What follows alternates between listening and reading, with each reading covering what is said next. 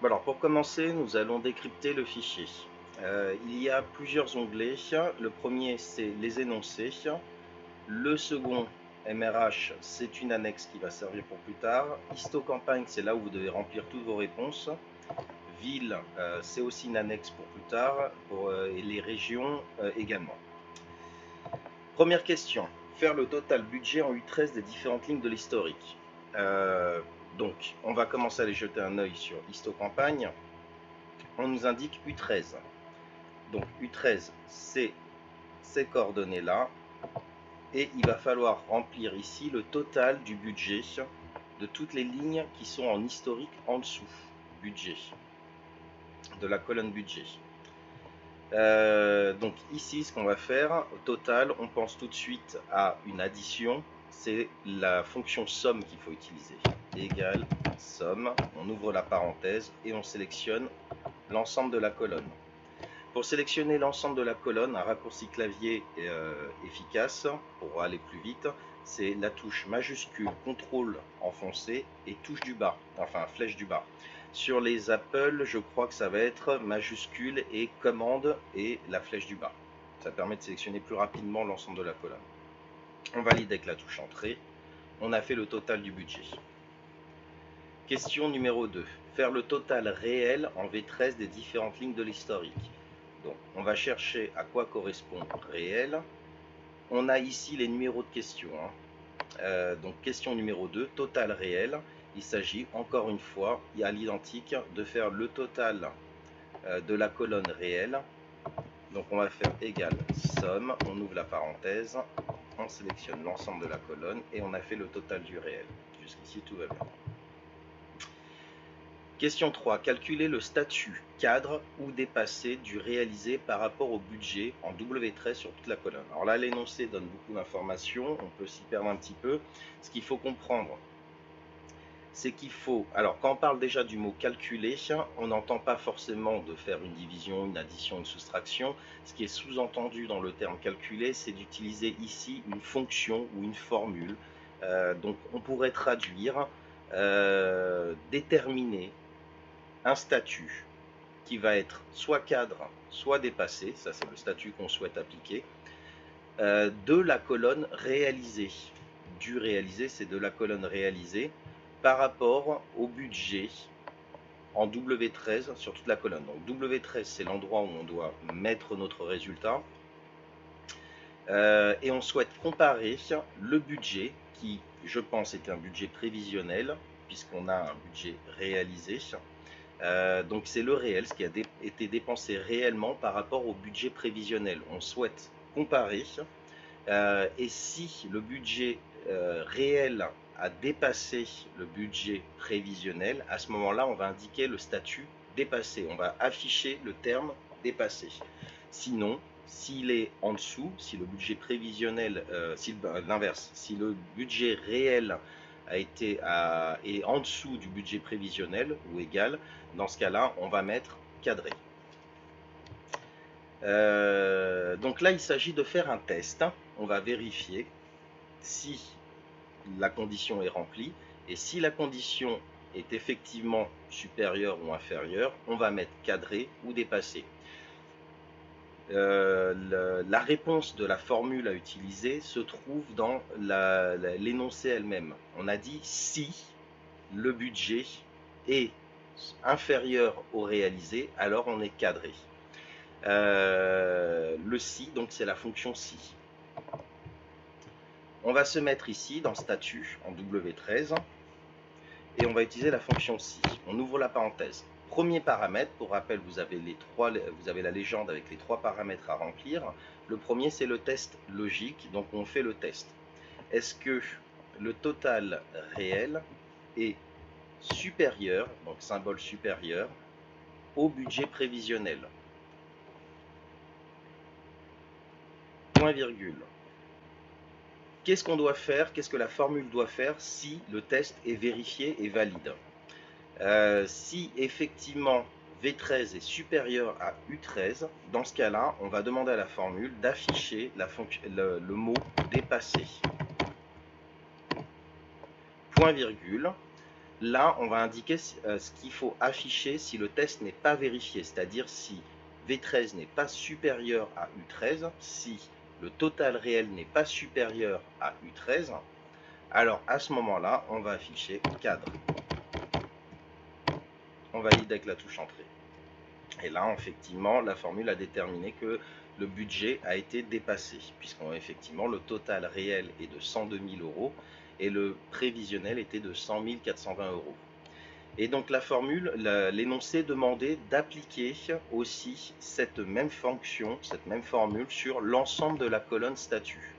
Donc on va copier la formule qu'on a déterminée ici, qu'on a définie ici en total, et on va cette fois-ci la copier sur tout le reste du tableau. Voilà. Et elle s'est adaptée dynamiquement à chaque ligne. Donc effectivement, on vérifie rapidement si ça concorde et si notre formule a bien été saisie. Normalement, elle doit déterminer le bon résultat. Donc là, on a 5 000 euros par rapport à 4 000 euros en prévisionnel. On a dépassé le budget. Ici, on a 4 000 euros par rapport à 4 200 euros. Donc on est cadré, on est en dessous du budget, et ainsi de suite. Donc là, la formule fonctionne. On passe à la question suivante. Calculer le dépassement du réalisé par rapport au budget s'il y a lieu, sinon valeur 0 en x13 et sur toute la colonne. Donc là, ce qu'on demande, c'est de calculer de combien le réalisé, le budget réel, a dépassé le budget, s'il y a lieu. C'est-à-dire s'il y a eu un dépassement du budget, on va faire le calcul de la différence. S'il n'y a pas eu de dépassement du budget, alors dans ce cas-là, on va simplement afficher 0 dans le résultat. Encore une fois, on va utiliser ici la fonction si. Alors, si,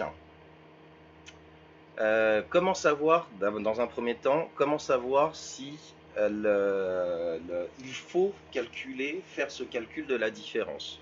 Et bien tout simplement, c'était dans l'énoncé, si on a dépassé le budget, alors il faut faire le calcul. Si on ne l'a pas dépassé, alors on ne fait pas le calcul.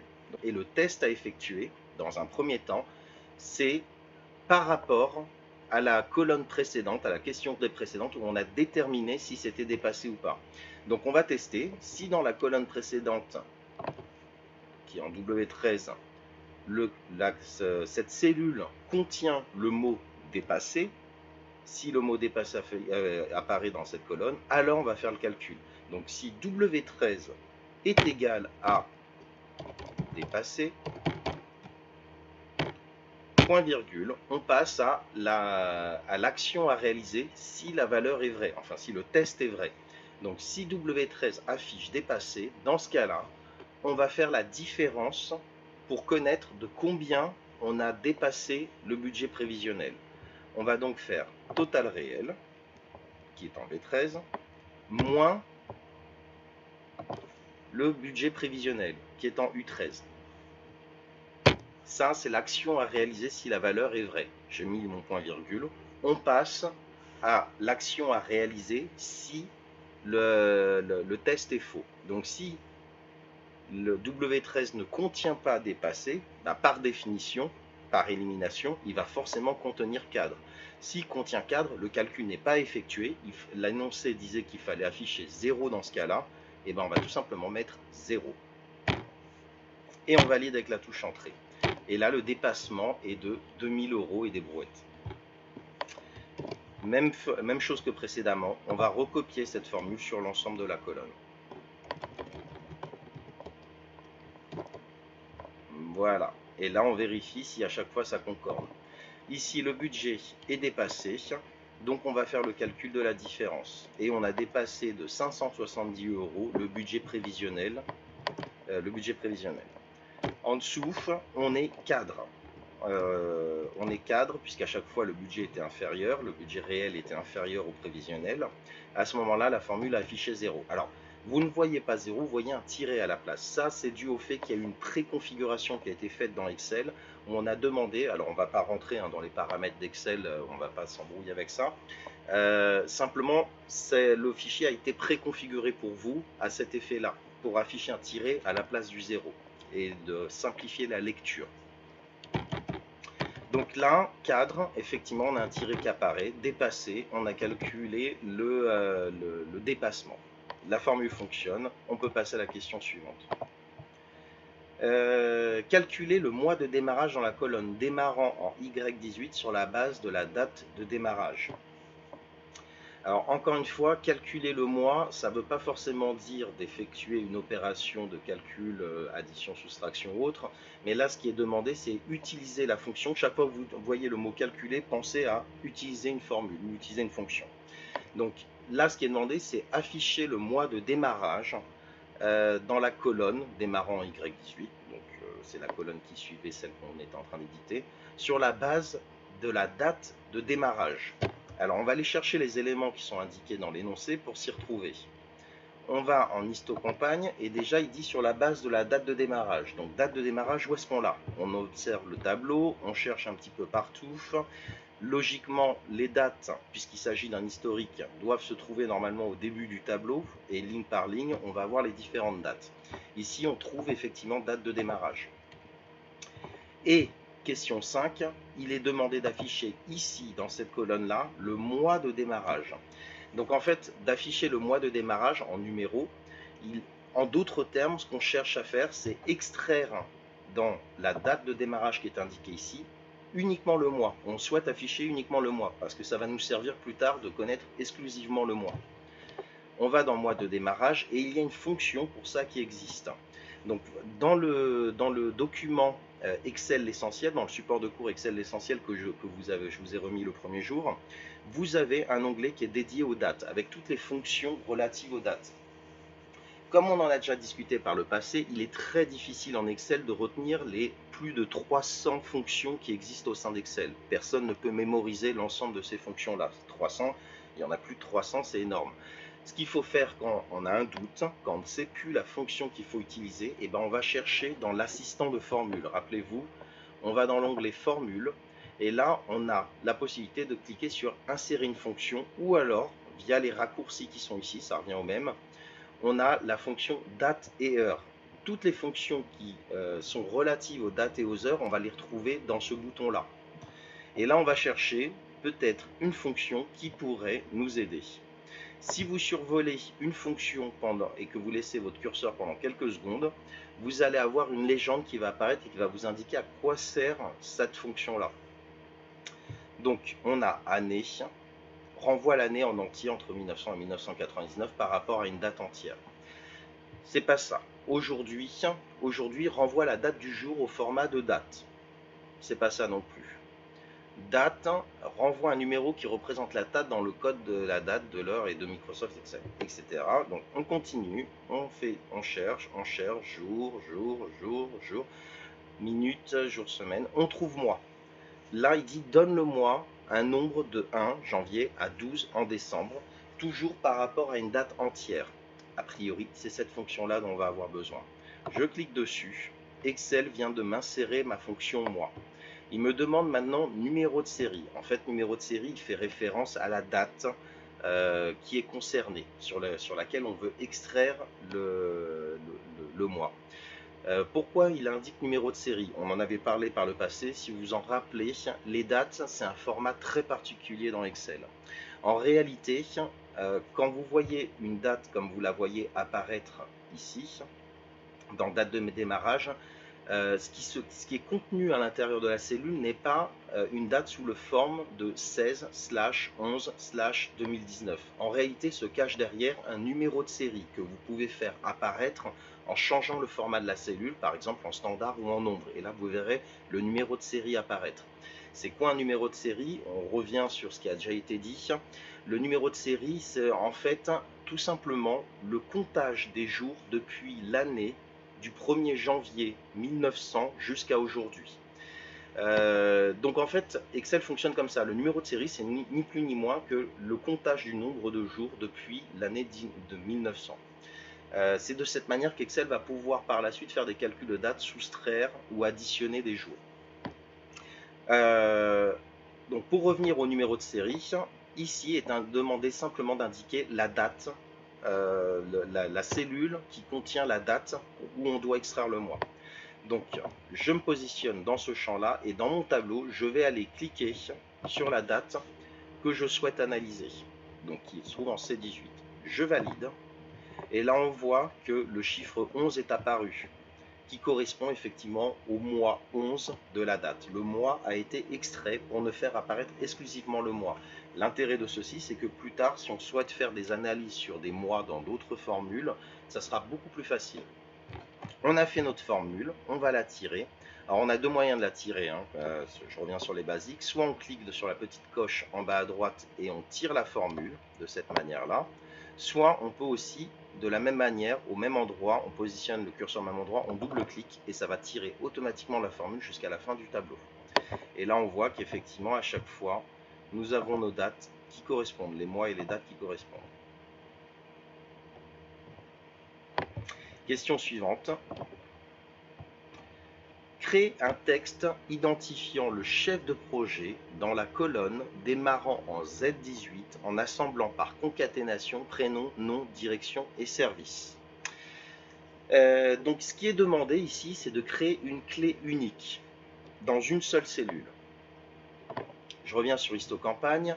Nous avons ici, il est demandé d'assembler prénom, nom, direction et service pour créer une clé unique. Alors, à quoi sert une clé unique? Tout simplement, on l'avait vu par le passé, par exemple pour faire des recherches, recherche V par exemple. Parfois, pour aller chercher dans un tableau tierce un élément qui nous intéresse, on a besoin, pour faire cette recherche de l'élément qui nous intéresse, d'une clé de référence qui existe dans le tableau numéro 1 et dont des informations complémentaires existeraient dans le tableau numéro 2. Pour aller chercher ces informations d'un tableau à un autre, il nous faut une clé de référence. Parfois, on ne va pas avoir la clé de référence qui convient pour une bonne raison. Par exemple, ici, on a des prénoms et il est possible que les chefs de projet, il y ait plusieurs projets différents qui possèdent un prénom identique. Si on cherche donc par rapport au prénom uniquement, il est possible qu'on aura des erreurs, qu'on rencontre des erreurs, des incohérences, parce que peut-être deux chefs de projet auront le même prénom. Donc s'il nous faudrait, pour faire de notre clé de référence qui va permettre d'aller chercher dans le deuxième tableau un nom unique, il va falloir faire en sorte de trouver par rapport à un élément qui est sûr qu'on ne va pas retrouver en doublon. Alors ça peut être éventuellement le nom, mais le nom c'est pareil, on peut éventuellement avoir des personnes qui portent le même nom de famille. Il y a des noms de famille qui sont très populaires.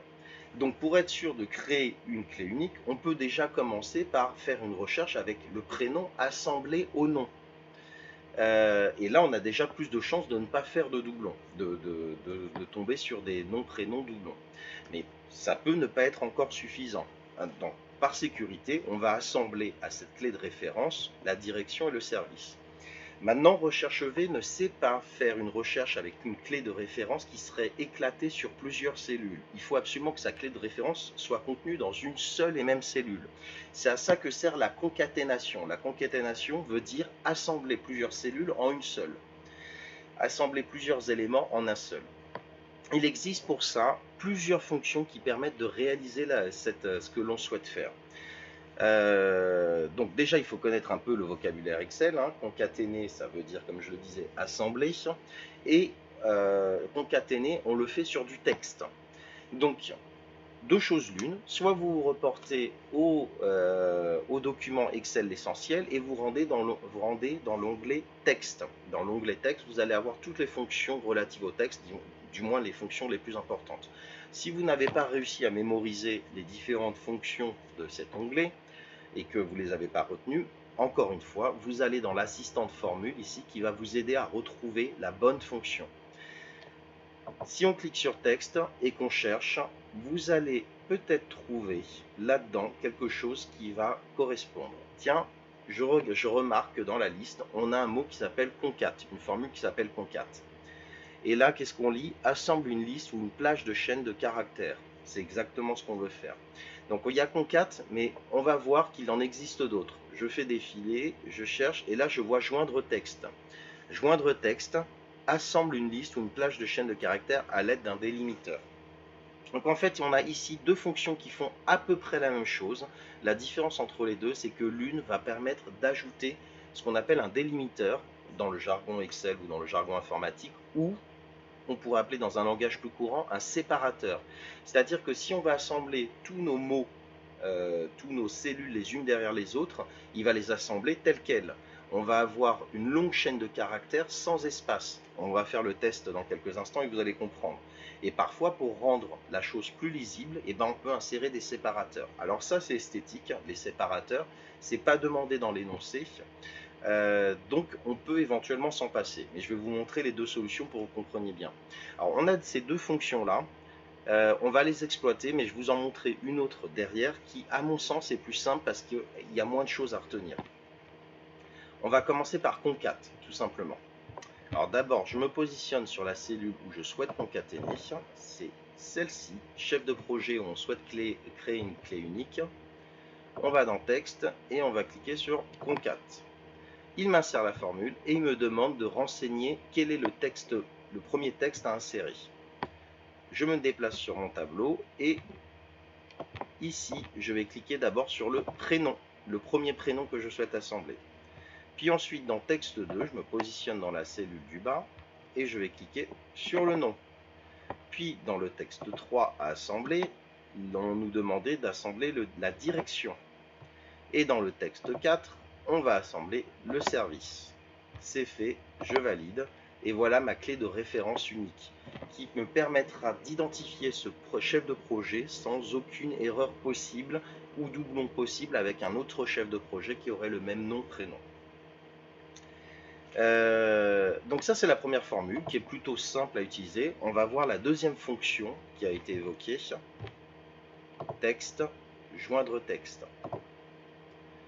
On nous demande quel est le délimiteur, quel est le séparateur. Alors mon séparateur pourrait être par exemple un tiret. Ignorer si vide, la fonction me demande ici de déterminer si on va afficher quelque chose s'il rencontre une cellule vide. On va dire oui ou non. Bon, on va faire quelque chose de simple et on va rester sur du vrai. C'est-à-dire que si la formule rencontre une cellule vide, elle va afficher le vide en question. Si on avait mis faux, elle n'afficherait pas le vide, elle passerait directement à la cellule suivante. Et ensuite, on passe à la cellule suivante, au champ suivant, et on lui indique quel est le premier texte. Donc là, comme je suis sur la deuxième ligne, je sélectionne bien sûr les éléments qui se trouvent en face de cette deuxième ligne. Ça, c'est mon premier texte. Mon deuxième texte, le nom. Mon troisième texte, la direction, je ne suis pas sur la bonne ligne, et je vais vous faire défiler, hop, le texte 4 va être le service. Voilà, je valide, et voilà le résultat. Ici, on a encore une fois une clé unique, cette fois-ci, le nom, le prénom, la direction et le service ont été séparés par un séparateur qu'on a déterminé qui était un tiret. On aurait pu aussi faire un espace. Maintenant, je vais vous montrer la dernière solution qui est celle que moi personnellement j'utilise au quotidien parce que elle est très simple à mettre en œuvre. C'est le et commercial. Le et commercial, c'est ce symbole-ci. Ce symbole-ci permet en fait d'assembler des éléments de plusieurs cellules. Donc ça revient exactement à la même chose, sauf qu'il n'y a pas à retenir le nom de la fonction. Le et commercial est beaucoup plus facile à retenir. Je tape ma formule, cette fois-ci sans assistant de formule. Je vais cliquer sur le premier nom. Je vais ensuite insérer un et commercial. Je vais cliquer sur le deuxième nom. J'insère un et commercial. Je clique sur la direction et commercial et le service. Je valide et j'obtiens ici le même résultat qu'en haut. Si on avait voulu insérer un séparateur, comme on l'a fait avec joindre texte, c'est tout à fait possible avec cette fonction-là. Il suffit de faire de la manière suivante. Je vais faire égal le prénom. Je vais mettre un et cette fois-ci, je vais insérer mon séparateur après le et. Mon séparateur, pour rappel, chaque fois que vous voulez insérer du texte dans une fonction, spécifier du texte, ça se fait entre guillemets. Donc je mets guillemets, tiret, guillemets, pour indiquer je veux insérer un guillemet. Et je vais assembler à la suite de ce tiret, je vais mettre un et commercial, le nom. je mets un et commercial, je remets mon séparateur, et commercial, la direction. Je remets mon séparateur, pardon, j'ai oublié de mettre le et commercial, je remets mon séparateur, je remets un et commercial, et je clique sur service, et là on est bon. Je valide, et j'ai obtenu ici la même chose que dans la fonction joindre texte. Alors joindre texte, en revanche, si on veut utiliser des séparateurs, est un peu plus rapide à utiliser parce que ça fait moins de saisie à faire. Une fois qu'on a fait notre concaténation, on tire la formule et on a rempli l'ensemble de la colonne. Sachez qu'il n'y a pas de réponse meilleure qu'une autre. L'examinateur va retenir, quelle que soit la solution, le fait que vous ayez correctement répondu à la question. L'important n'est pas le moyen que vous avez employé, mais ce qui est important, c'est le résultat. Et quelle que soit la fonction utilisée, on obtient ici le même résultat. Donc les 3 réponses, ou les 4 réponses qu'on a exploitées, sont bonnes, sont toutes les 4 bonnes. Vous prendrez celle qui vous paraît la plus pertinente. Alors on va passer au lot de questions suivantes qui concernent les dates. Là, il va falloir faire des opérations sur les dates. Question 7, calculer en C3 la date du jour en format date et en C4 en format séquentiel. Donc si vous avez bien suivi ce qui a été expliqué dans la capsule précédente, ce qu'on veut faire, c'est alors calculer, il ne s'agit pas ici de calculer, mais d'afficher la date du jour. Tout à l'heure, on a vu quand on regardait l'assistante formule qu'il existait plusieurs formules et certaines de ces formules, de ces fonctions, pour être plus précis sur les termes employés, certaines de ces fonctions, si vous avez bien fait attention, permettaient d'afficher la date du jour justement. On va essayer de retrouver cette même fonction. Et on va voir ensuite quelle est la différence entre format date et format séquentiel. Je vais dans Histocampagne et il était demandé ici, question 7, d'afficher la date du jour. Alors, si on ne se souvient plus de quelle est la bonne fonction à utiliser, on va dans l'assistante formule, on clique ici sur date et heure et on cherche. La deuxième fonction, ça dit aujourd'hui, renvoie la date du jour au format date. Bon, a priori, c'est ce dont je vais avoir besoin. Je clique, je valide. Voilà la date du jour qui a été insérée. Maintenant, il est demandé de l'afficher dans la cellule qui se trouve en dessous, en C4, la date au format séquentiel. Et bien en fait, si vous avez bien suivi ce qu'on disait tout à l'heure, le format, ce qui est la différence entre un format date et un format séquentiel, c'est uniquement la manière dont on affiche le contenu de la cellule. Mais en réalité, c'est exactement la même chose. Il y a juste à changer le format. Donc ce qu'on va faire, c'est qu'on va copier ce qu'on a mis ici, la formule qui était là, aujourd'hui, et on va la recoller en dessous. Donc là, j'ai recollé aujourd'hui, j'ai 2 fois la date qui est affichée. En revanche, cette date-ci, celle qui est en C4, je vais basculer sur Accueil, et là, je vais changer le format qui se trouve ici, date, pour la passer en standard, ou aussi en nombre. On pourrait, les deux vont fonctionner. Standard, j'ai affiché cette fois-ci ma date sous format séquentiel. Alors, format séquentiel, si vous cherchez de l'information sur Internet, vous ne le trouverez pas forcément sous ce terme-là. En fait, le terme officiel en français, c'est numéro de série ou numéro de série séquentiel. En anglais, vous le trouverez en séquentiel tout court, en format séquentiel. Donc, il faut apprendre les deux termes à chaque fois, français et anglais, parce que vous pouvez rencontrer dans les tutos internet parfois le terme anglais qui est utilisé, séquentiel, ou le terme français qui est numéro de série. Pour votre gouverne, j'emploierai plutôt le terme de numéro de série que vous retrouverez beaucoup plus facilement dans les informations sur Internet, dans l'aide en ligne d'Excel, dans les tutos, etc. Ici, on a décidé d'employer le terme anglais, mais il faut retenir les deux termes. Mais le terme en français, c'est numéro de série. Voilà. On va passer à la question suivante.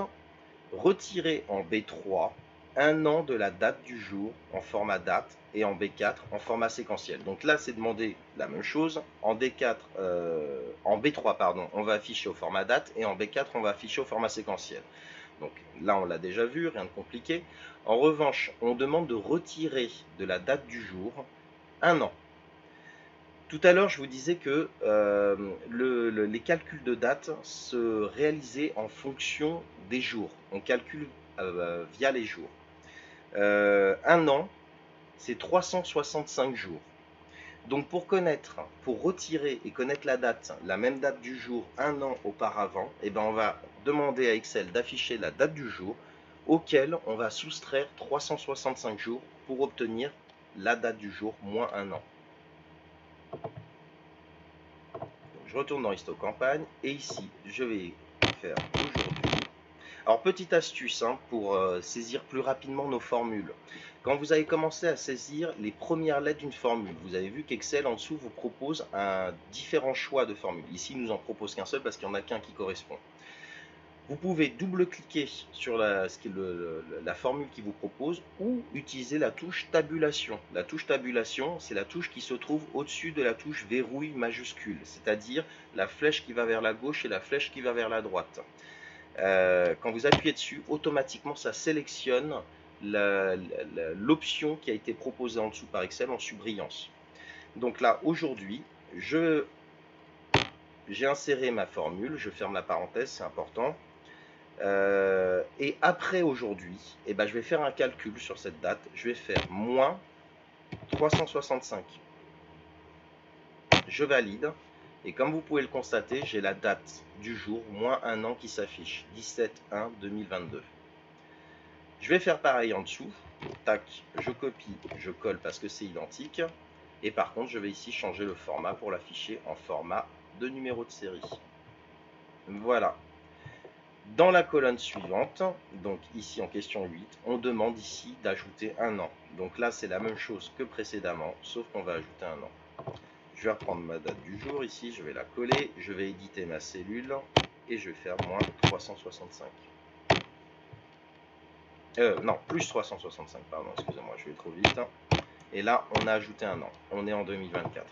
Je copie, je colle la formule en dessous pour laquelle je vais changer le format pour le passer en séquentiel, en numéro de série. Et là, j'ai répondu à la capsule concernant les dates. Passons aux questions suivantes qui sont analyse. Donc en question 9, on demande de calculer la durée moyenne d'une campagne en D9. Allons voir ça, durée moyenne d'une campagne en D9. Alors D9, on est ici. Et ici, il faut afficher la moyenne des durées de campagne. Alors, qu'est-ce que sont les durées de campagne? Pour ça, il faut inspecter le tableau et essayer de deviner ce qu'on nous demande. Quand on regarde un peu plus bas, on voit les dates de démarrage pour chaque campagne. Et on voit en face de date de démarrage, nombre de mois. C'est le nombre de mois qui a été nécessaire pour réaliser la campagne. Et chaque ligne, chaque campagne possède son nombre de mois. On nous demande de faire une moyenne. Là, c'est plutôt simple. La réponse est dans la question. On va utiliser la fonction moyenne. Alors, je l'ai mal saisi. Moyenne. Donc là, Excel me propose. Pour information, vous pouvez vous déplacer dans les différentes propositions d'Excel avec les flèches du haut et du bas. Une fois que vous avez la formule qui vous convient, vous appuyez sur la touche tabulation et ça la sélectionne et ça l'insère. Maintenant, dans la formule moyenne, on va lui indiquer toute la plage concernée pour faire une moyenne sur l'ensemble des campagnes. J'ai sélectionné l'ensemble de la colonne, je valide et j'ai l'ensemble des campagnes en moyenne sont réalisées en 8 mois. Question suivante. Calculer le nombre de campagnes en G9 pour la direction indiquée. Alors, allons voir ce qu'on nous demande. La direction indiquée, le nombre de campagnes. La question 10 se trouve ici. Et on nous demande de calculer le nombre de campagnes. Calculer le nombre de campagnes revient à dénombrer le nombre de fois qu'il y a eu une campagne. Donc là, on va compter, en fait. Il ne s'agit pas de faire une addition, on ne fait pas de somme ni de soustraction, on compte simplement. On pourrait compter le nombre de campagnes. Ici, 1, 2, 3, 4, 5, 6, 7 campagnes, etc. Mais ici, il y a une condition. On nous demande pour la direction indiquée. Alors, la direction indiquée, c'est pas forcément très clair, mais on va le deviner. On voit qu'ici, il y a yard qui est affiché juste au-dessus. Et quand on est dans le tableau ici, on voit qu'il y a une colonne qui s'appelle direction et qui contient justement yard, vie, yard, prévoyance, etc.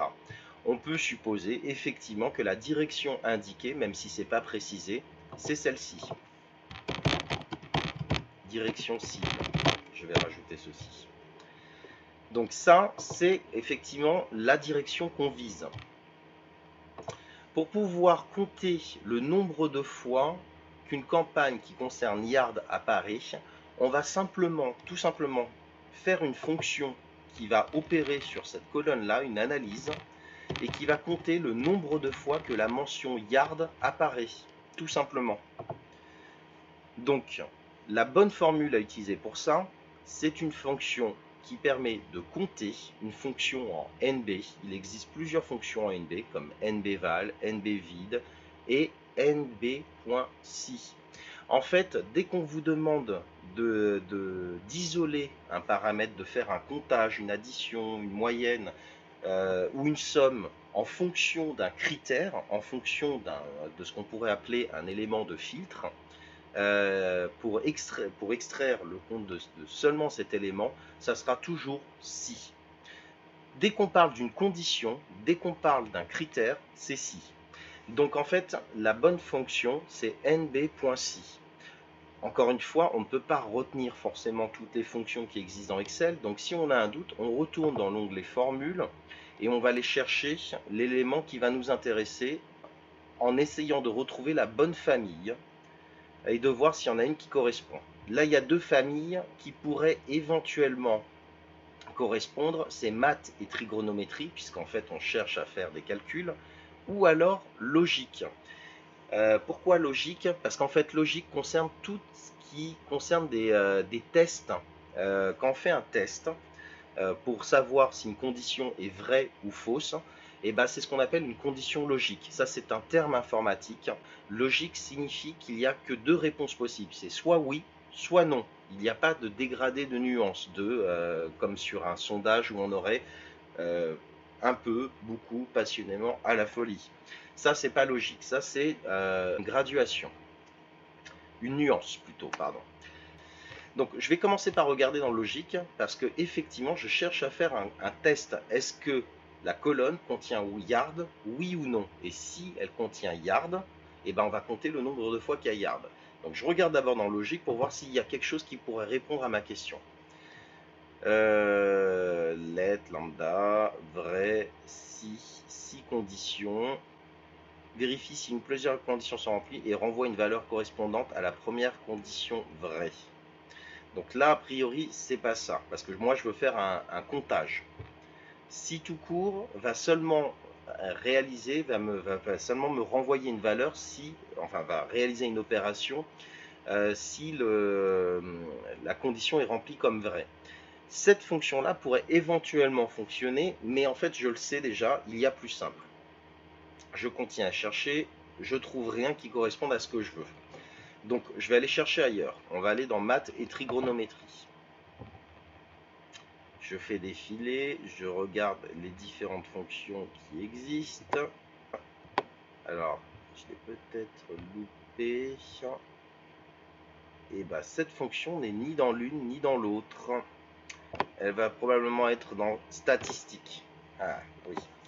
Ça me paraît plus logique, statistique. Alors, il faut faire attention parce qu'effectivement, il y a toute une série qui est un peu cachée ici. Alors, on va faire défiler, on va voir si on trouve. Tac, tac, tac, tac, tac, tac, tac, tac. Moyenne, NB, NB vide, NB6. Je l'ai trouvé. Donc, j'ai survolé et là, je vois détermine le nombre de cellules non vides répondant à la condition à l'intérieur d'une plage. Là, de toute façon, NB6, SOMME-si, moyenne-si, NBVal font partie des fonctions de base que vous devez connaître par cœur. Dans le support Excel essentiel que je vous ai remis, il y a l'onglet, le tout premier onglet qui est rappel des fondamentaux. Et tout au bas de cet onglet, vous allez trouver les formules incontournables, celles que vous devez forcément connaître. Celles-ci, je vous invite à les apprendre par cœur. Il y a une dizaine de fonctions dans les formules incontournables. Celles-ci, retenez-les par cœur parce que vous en aurez besoin tout au long de votre vie d'utilisateur d'Excel.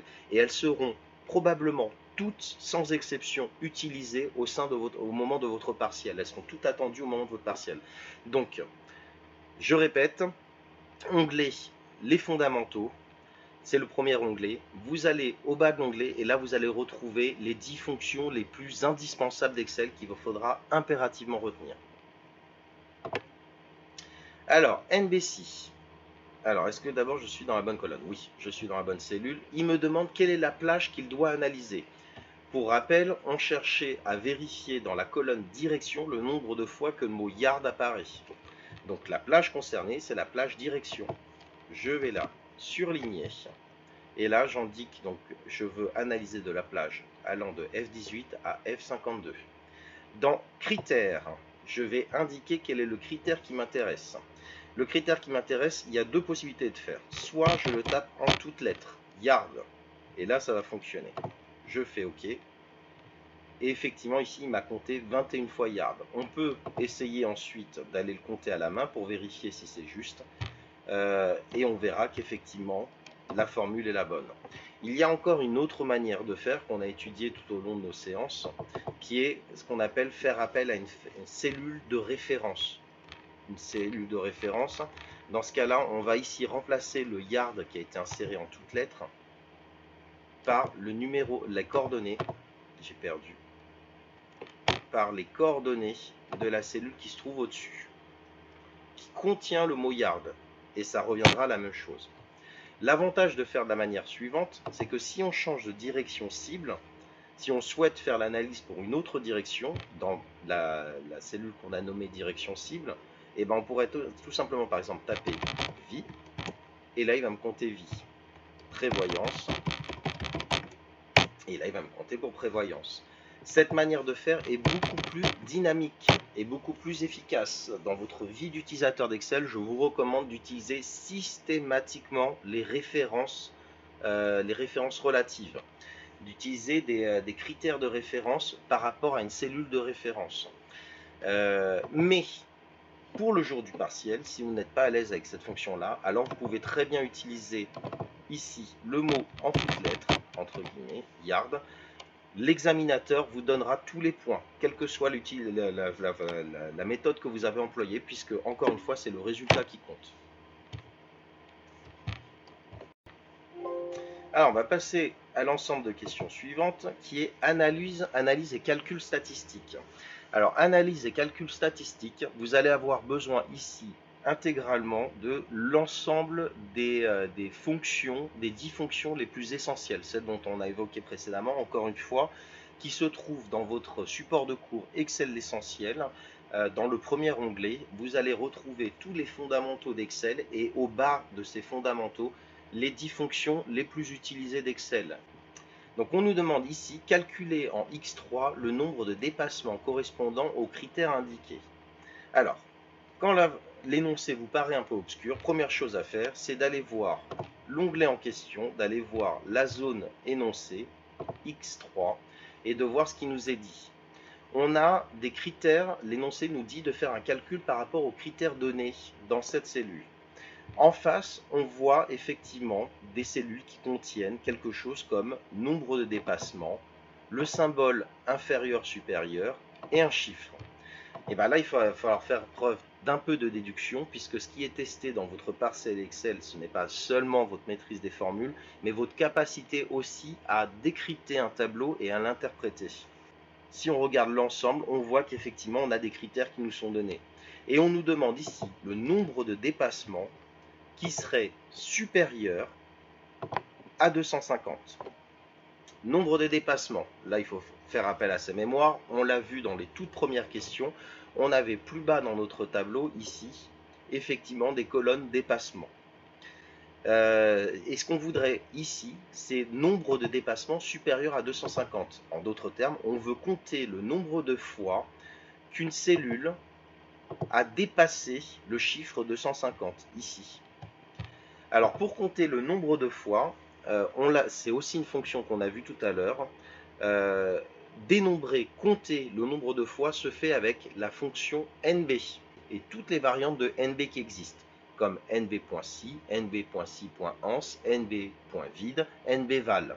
Tout ça, ces 5 fonctions qu'on trouve ici, ce sont des fonctions de comptage, de dénombrage.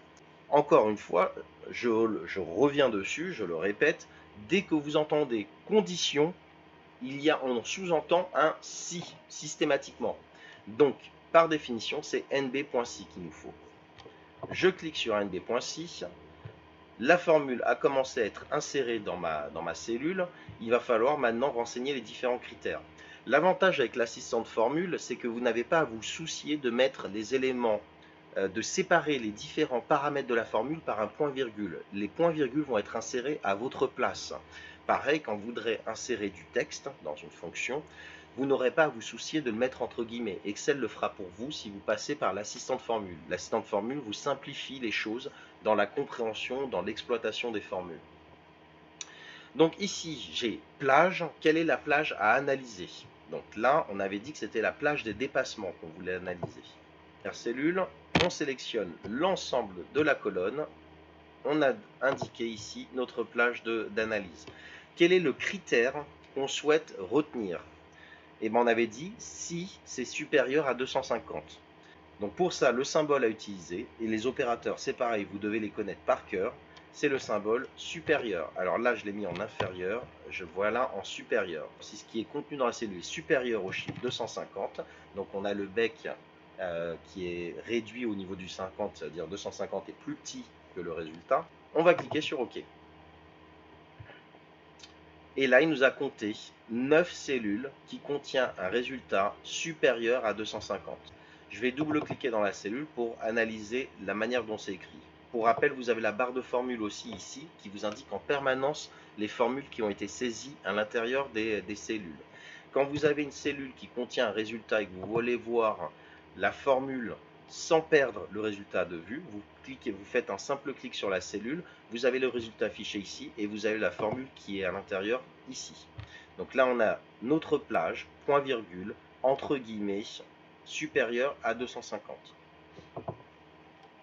Si vous avez un doute, quand est-ce que vous devez utiliser les guillemets ou ne pas les utiliser, et que vous n'êtes pas sûr de ce qu'il y a à faire, je vous invite à systématiquement utiliser l'assistant de formule, qui choisira pour vous quand vous devez insérer des guillemets ou pas. La règle, c'est normalement, dès qu'on spécifie du texte, on met des guillemets. Dès qu'on spécifie un nombre, on ne met pas de guillemets. Là, ici, ça peut paraître incohérent parce qu'on a des guillemets avec un nombre. Seulement, on n'a pas mis uniquement un nombre là-dedans, on a mis aussi un symbole qui est du texte. Donc, du coup, on est obligé d'utiliser les guillemets. Si vous avez un doute, encore une fois, utilisez l'assistant de formule, il choisira pour vous si les guillemets doivent être insérés ou pas. Donc les questions suivantes, en fait, sont relatives, ensuite 11, 12, 13, 14, 15, 16, etc., aux questions suivantes. Et il s'agit des mêmes questions, il faut appliquer un calcul en fonction des critères indiqués en face. Donc là, on nous demande le nombre de prénoms dont l'initiale est M. Donc l'initiale, c'est la première lettre du prénom. Alors, on pourrait utiliser encore le NB6 avec la mention M, seulement on va avoir un petit souci. On va faire l'essai. NB.6, j'ouvre la parenthèse. Là, ce qu'on souhaite analyser, c'est les prénoms. Les prénoms, on cherche dans le tableau où se trouvent les prénoms, ils se trouvent ici. On va sélectionner l'ensemble de la plage. Et je passe au critère suivant, M. Et je vais indiquer M entre guillemets. Si je fais ça, ça ne va pas fonctionner, il me compte 0. Pourquoi? Parce qu'en fait, ce que je fais MB6, c'est qu'il cherche une correspondance exacte. Il cherche une cellule qui contient M et rien d'autre. Nous, ce qu'on veut, c'est tous les mots qui commencent par M. Et bien, il y a un autre opérateur qui est à retenir. Retenez-les tous. Tous les opérateurs sont à retenir par cœur et vous les trouverez dans Excel l'essentiel, tous ces opérateurs. Il y a un opérateur magique que j'appelle le Joker, qui est un astérix, l'étoile. L'étoile, c'est un peu comme, pour ceux qui savent jouer au tarot, c'est l'excuse. Ça peut remplacer n'importe quelle autre carte, l'excuse. L'astérix, en Excel, permet de remplacer n'importe quel caractère. Ça veut dire que si je voulais chercher un mot qui commence par M avec n'importe quelle lettre à la suite, dans ma formule ici, il faudrait que je mette M suivi d'un astérix. Et là, Excel va comprendre qu'il doit chercher une cellule qui contient M, qui commence par M, avec n'importe quel caractère derrière. Mais par contre, la première lettre, c'est M. Et toutes les lettres qui vont suivre, peu importe ce que c'est. Je valide, et là, il m'en a compté 6. Si on veut aller vérifier, on pourra se rendre compte qu'on a Maëva, Mélanie, Merwan, Myriam, Maeva, Merwan encore. Et normalement, on tombe sur 6. Si à un moment ou un autre, dans vos analyses statistiques, vous avez un doute et que vous voulez compter plus rapidement, rappelez-vous, il y a un outil très utile qui vous aide à vérifier vos formules, qui permet de vérifier vos résultats pour voir s'il n'y a pas d'erreur. Vous cliquez sur le début, sur ce qu'on appelle les étiquettes ou les noms de colonnes de votre tableau. Vous allez dans Données, et dans Données, vous appliquez un filtre. Et ce filtre va vous permettre de faire un filtre textuel. Commence par M et on valide. Et là, il m'a extrait, il m'a réduit mon tableau à tous les éléments qui commencent par M. Et là, on va pouvoir compter plus facilement nos 6 éléments et on se rend compte que notre formule est juste. Si vous le souhaitez retirer le filtre, vous recliquez sur la petite coche qui se trouve ici et vous cliquez sur effacer le filtre prénom. Et le tableau redevient intégral. On passe à la question suivante. Nombre de prénoms contenant n. Alors, cette fonction va être à quelque chose près similaire à la fonction précédente. Sauf que cette fois-ci, c'est pas commence par n, mais contient n. Ça veut dire que le n peut se trouver n'importe où dans le mot. C'est pas forcément la première lettre, il peut se trouver au milieu, voire à la fin. Donc l'astuce qu'on va utiliser, c'est exactement la même formule que précédemment. nb.si, j'ouvre la parenthèse et je sélectionne ma plage de prénom. Tac, je mets mon point virgule. La suite va être la suivante. On va mettre un astérix, la lettre N et un astérix à nouveau. De cette manière, j'ai indiqué que ce qui m'intéresse, c'est une cellule qui contient N avec n'importe quel caractère devant le N et n'importe quel caractère après le N. Je valide et il m'en a compté 15. Ensuite, on nous demande de vérifier, de calculer le nombre de campagnes qui sont démarrées en 2. Alors là, c'est pas forcément très clair, mais il faut se rappeler de la question précédente qu'on avait vue, où on parlait de démarrer en, on parlait du mois de démarrage. Et bien, c'est exactement la même chose que précédemment. On va encore une fois utiliser la fonction NBC. Donc si on est plus à l'aise avec l'assistante formule, statistique nb.si, que j'ai dépassé, la plage concernée, c'est celle-ci, on va compter le nombre de fois que le chiffre 2 apparaît. Critère, ici, je saisis 2. Et donc, elle a compté 6 fois le nombre 2. Ensuite, question suivante. Somme de la colonne réelle si la cible identité correspond à actif. Alors, cette question est un peu plus complexe. Mais on a une partie de la réponse qui nous est donnée dans le critère dans les conditions. Somme réelle si. On nous demande de faire une somme si une condition correspond à quelque chose. La fonction est déjà d'emblée toute trouvée. Donc les fonctions statistiques, normalement, on les retrouve dans statistiques, bien nommées. Malheureusement, faisant défiler, je vais me rendre compte que somme n'est pas ici. Donc, je vais aller chercher ailleurs. Allons voir dans maths et trigonométrie. Je fais défiler. Donc, dès qu'il y a un filtre, ou en d'autres termes une condition, vous ne cherchez pas midi à 14h, ça doit être une fonction qui doit contenir un si. Donc, ici, je vois que j'ai un somme.si. C'est exactement ce dont j'ai besoin. Première plage. Les deux premiers éléments qui sont en gras sont les deux éléments qui vont nous permettre de sélectionner le filtre de sélection, qui va permettre de déterminer quelle somme doit être additionnée, puisqu'on veut uniquement les budgets réels qui correspondent à actif, ou à l'identité actif, ou au statut actif. C'est dans l'énoncé, la cible, c'est identité. Et il faut chercher donc la colonne identité en fait. Donc là, on regarde et on trouve la colonne identité. Elle est ici. Et si on regarde dans la colonne identité, effectivement, on trouve jeune, retraité et actif. On trouve 3 statuts différents. Donc, ça, c'est notre colonne de filtre, en fait, en quelque sorte. Pour comprendre mieux pourquoi je parle de filtre, je vais annuler l'assistante formule et on va utiliser les filtres qu'on a appliqués tout à l'heure pour mieux comprendre. Je vais dans identité et je vais filtrer ici sur actif, c'est-à-dire que je vais désélectionner jeunes et retraités, puisque ce qu'on veut faire ici, c'est d'additionner les sommes réelles par rapport aux actifs. Je valide, je n'ai ici plus que les actifs. Et donc l'idée ici, ça serait de faire du coup la somme de ces valeurs qui correspondent uniquement aux actifs. Donc normalement, ça devrait correspondre, on a la somme qui a été faite ici à 45 909 €. Maintenant, on va le faire via une formule. J'élimine mon filtre. Ça va nous a permis de mieux comprendre comment construire notre formule. Je me repositionne dans la cellule. Je vais dans ma trigonométrie, je cherche SUMSI. Donc, première chose à faire, c'est d'aller filtrer sur la bonne plage, la plage qui contient nos critères de sélection. La plage en question, on l'a dit tout à l'heure, c'est la cible identité. Je vais donc ici sélectionner la première colonne, enfin la première cellule de la colonne identité, et je vais aller jusqu'à la fin. Là, j'ai sélectionné la plage qui contient mes critères. Ensuite, je vais indiquer quel est le critère à retenir, le critère à filtrer, c'est actif.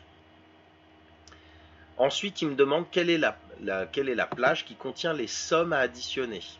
Donc la somme à additionner, les sommes additionnées sont contenues dans la plage qui contient les budgets réels. C'est ça qu'on veut additionner. Donc là, on va sélectionner la première cellule, aller jusqu'à la fin, j'ai tout sélectionné, jusqu'à V52, et je valide. Et là, effectivement, il m'a compté 45 909 €. Question suivante. Moyenne budget si le statut correspond à dépasser. Donc, on va décrypter encore une fois. Déjà, encore une fois, la réponse est donnée dans la question. On veut faire une moyenne si. Et on a une fonction pour ça qui existe. Plus de fonctions, statistiques. On cherche moyenne et on trouve moyenne si. Ensuite, exactement comme SUMSI, on va devoir indiquer quelle est la plage qui contient nos critères de sélection ou notre filtre. Ici, le filtre, c'est le statut dépassé. Si on fait appel à notre mémoire, on se rappelle qu'on avait calculé tout à l'heure si les budgets étaient dépassés ou cadres. Donc, la colonne qui contient notre filtre ou notre critère de sélection, il est ici. On va donc indiquer à Excel la plage qui contient notre critère. Dans critères, je vais indiquer le statut qui m'intéresse, que je souhaite filtrer. Il s'agit du critère, on l'a vu ici, dépassé. Et ensuite, il me demande quelle est la plage qui contient les éléments dont il faut faire la moyenne. La moyenne, c'est budget. C'est indiqué ici, moyenne budget. Donc le budget, on l'a ici. On va sélectionner l'ensemble de la colonne et on valide. Et on a obtenu ici la moyenne des budgets qui correspondent au statut dépassé. Ensuite, dernière question, moyenne dépassement si yard dépassé. Ok. Alors là, la compréhension est peut-être moins évidente, mais on va faire par élimination. Déjà, première chose, moyenne dépassement si. La bonne formule à utiliser serait moyenne.si. Néanmoins, on a ici yard, qui, pour mémoire, si vous vous souvenez, on l'avait vu précédemment, c'était une des directions. Donc là, on souhaite, a priori, filtrer les moyennes de dépassement pour les directions qui correspondent à yard. Donc c'était dans cette colonne-ci, hein, les directions. Et là, on a les yards. On voudrait filtrer là-dessus. On va d'ailleurs le faire manuellement pour faciliter la compréhension. J'ai sélectionné yard. Mais on voit qu'on a un deuxième critère qui est dépassé. Donc là, on va dans statut et on va sélectionner dépasser. Et ensuite, on va pouvoir faire la moyenne des dépassements qui sont ici. Donc si on sélectionne l'ensemble, on a ici le calcul qui est fait. La moyenne est de 249 €. On le voit ici.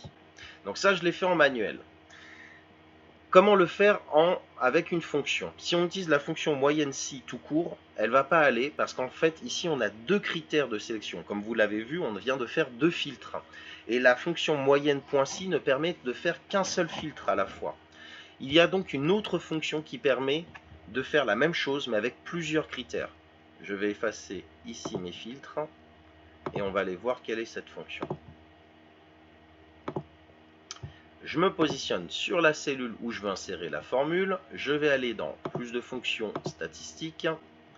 Je fais défiler. Moyenne si, on la connaît. Par contre, elle ne permet de faire qu'un seul critère. Je continue à défiler. Et là, je trouve une autre fonction qui s'appelle moyenne.si.ans. Détermine la moyenne, espérance arithmétique des cellules spécifiées par un ensemble de conditions ou de critères. Un ensemble de critères, ça veut dire qu'il y a plusieurs critères. C'est celle-ci qu'il me faut. Alors ensuite, il me demande la plage moyenne. C'est la plage qui contient les moyennes à calculer. Donc les moyennes à calculer, on nous l'indique ici, moyenne dépassement. Donc on va sélectionner la colonne dépassement. Hop. Ensuite, il demande quelle est la plage qui contient mon critère numéro 1. J'ai deux critères pour rappel. La plage qui contient mon critère numéro 1, c'était la plage qui contenait les directions. Hop, je sélectionne les directions. Et il me demande quel est le critère à filtrer, quel est le critère à retenir. Et ben, on avait dit que le critère c'était yard. Ensuite, il me demande quelle est la plage qui contient mon critère numéro 2. Et là, c'était le statut dépassé. Donc, on va prendre la colonne qui contient dépassé. Le critère dans la colonne de statut, c'était dépassé. Donc, je vais le saisir. Dépassé. Et je valide. J'ai maintenant 249 €. Dernière question de cette capsule, c'est passer en rouge les directions yard dans la colonne démarrant en F18. F18, c'est ici. Donc là, ils veulent que l'on passe en rouge les cellules qui contiennent la mention yard. Ça, c'est une fonction automatique d'Excel. Si vous avez bonne mémoire sur nos différentes séances, vous vous rappelez qu'il existe une fonction dans Excel, une commande dans Excel qui permet de colorier automatiquement ou de modifier le format d'une cellule en fonction de son contenu. Et ça, on le retrouve dans Accueil, mise en forme conditionnelle. C'est ce qu'on appelle la mise en forme conditionnelle, c'est-à-dire que Excel va appliquer une mise en forme en fonction d'une condition. On clique dessus et on va choisir règle de mise en surbrillance des cellules. Là-dedans, on va trouver, alors dans règle de mise en surbrillance des cellules, supérieur à, inférieur à, égal à, texte qui contient. Tiens, ça pourrait m'intéresser. Je clique dessus. Et ici, je vais saisir, alors il l'a automatiquement sélectionné, probablement parce que c'était la cellule sur laquelle je me trouvais, mais on va le faire. On va taper en toutes lettres yard, et donc là on indique quelle couleur on souhaite. Remplissage rouge clair avec texte rouge foncé. Ça me convient, je valide. Il m'a effectivement automatiquement colorié toutes les cellules qui contiennent yard. Et on a répondu à l'ensemble des questions analyse et calcul statistique. Alors, ensemble de questions suivantes qui concernent recherche et simulation. Alors, question 19. Si le service contient MRH en H18, on affiche oui. Sinon, on affiche non. Là, on nous demande d'effectuer un test. Est-ce que le service en H18 affiche MRH? Et si c'est le cas, on va afficher oui. Sinon, on va afficher non. L'énoncé dit elle-même, donne la réponse. Si on a une condition qui est remplie, alors on affiche oui. Sinon, on affiche non. Ça, c'est la fonction si. Donc, on va se rendre en H18. H18, qui est ici.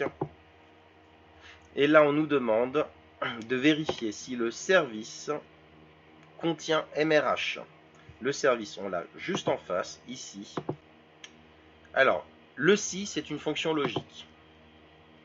Je le récupère ici. Test logique. Test logique, c'est est-ce que la cellule qui est en face ici, que je viens de sélectionner, donc en l'occurrence ici G18, est égal à MRH.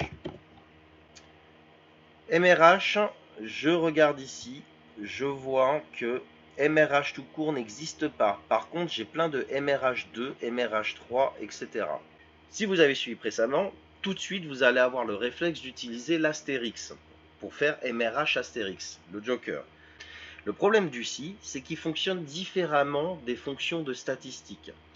Pour certaines fonctions, il n'y a pas toujours de logique, il faut le retenir par cœur. Certaines fonctions ne permettent pas d'utiliser ces opérateurs complémentaires.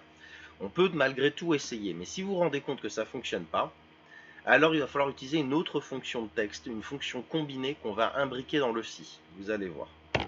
On va d'abord faire le test avec un si standard pour voir pourquoi ça ne fonctionnerait pas. Si, j'ouvre la parenthèse, la cellule qui est en face contient MRH avec n'importe quel autre caractère derrière, alors affichez oui, sinon affichez non. Je valide. Je tire ma formule et là j'ai non partout, même quand j'ai MRH. Donc là on voit bien que l'astérix ne fonctionne pas malheureusement. Donc il va falloir utiliser une autre fonction. Notre fonction est la suivante. Je repars pour éditer ma formule et on va remplacer ma condition de test qui est ici. Ici va faire appel à une autre fonction de texte qui permet d'extraire des caractères au début ou à la fin du texte. Cette fonction, vous l'avez encore une fois dans le support de cours, dans l'onglet texte, et vous la retrouverez également dans l'assistant de formule là-haut dans texte. Cet assistant de formule, on va aller regarder. Qu'est-ce qu'il nous propose? On ne va pas toutes les faire, je vais aller directement à celle qui va vous aider. Gauche. Gauche extrait les premiers caractères à l'extrême gauche d'une chaîne de texte. Nous, on veut MRH, on veut le début du texte, mais on ne veut pas la fin. On va utiliser cette fonction-là, qui va nous permettre justement d'extraire le texte qui nous intéresse.